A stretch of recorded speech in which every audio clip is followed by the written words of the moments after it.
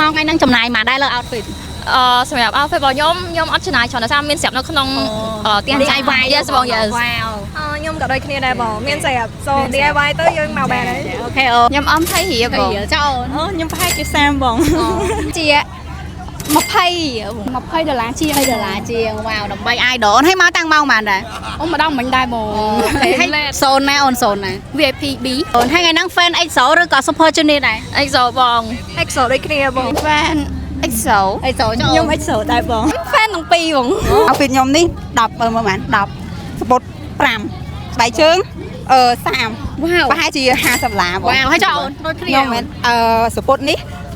$5បងមកពីថៅប៉ោហើយកៅអៅនេះ$ហើយកៅអៅនេះ$5ហើយស្បែកជើងនេះ20ទៀតអញ្ចឹងប្រហែលជាអស់50រៀលបងហើយពីហ្នឹងកូនភ្លោះមែនភ្លោះបងវ៉ាវហើយមកឡើងដូចគ្នាសក់ក៏ដូចគ្នាទៀតហើយបន្តែដូចគ្នាទៀតតែ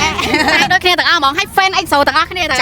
fan តាមនៅវិទ្យាល័យបងអូខេមក fan ដែលមក concert EXO នៅក្នុងថ្ងៃនេះចំណាយប៉ុន្មានដែរកុំភ្លេច comment ផងយើងស្បើកមកលើកនេះឆាកធំខ្លាំងមែនតែម្ដងឆាកធំហើយចែកជាមួយនឹងមួកថ្នោតខ្មែរ10000កំឡុងពេល concert យើងស្បើក Super Idol My Love ជា concert ដែលលំដាប់ពិភពលោកតែម្ដងដើម្បីផ្សព្វផ្សាយនិងចូលរួមលើកស្ទួយជាមួយនឹងវិស័យទេសចររបស់យើងហើយឲ្យពិភពលោកស្គាល់ប្រទេសខ្មែរយើងកាន់តែច្រើនពិតជាកត់សរសើរនិងមានមោទនភាពខ្លាំងមែនតែនចំពោះក្រុមហ៊ុន Gang Sberg មកលើកនេះខ្នាតឆាកធំសាហាវបែបចាញ់ on screen ហ្មងស័ក្តិសមជាមួយនឹង Idol EXO Suho ហើយនិង Super Junior DNA ជាមួយនឹង Legend ខ្មែររបស់យើងសម្រាប់ Sound System វិញអ្នកនរគ្នាលើបុកខ្លាំងសម្លេងល្អលំដាប់ពិភពលោកតែម្ដងហ្មង Gang Sberg តែងតែនាំយកជាមួយនឹងតារា K-pop ល្បីៗជាច្រើនមកប្រទេសខ្មែរយើងដែលតែងតែលើកស្ទួយជាមួយនឹងវិស័យទេសចរក៏ដូចជាវិស័យសេដ្ឋកិច្ចផ្សព្វផ្សាយប្រទេសខ្មែរយើងឲ្យបរទេសស្គាល់កាន់តែច្រើនតែម្ដងញ៉ាំ Gang Sberg លយហើយ cool ទៀតជាពិសេសបានជួបជាមួយនឹង Idol ល្បីៗទៀត Gang Sberg លយណាស់ cool like that ហ្មង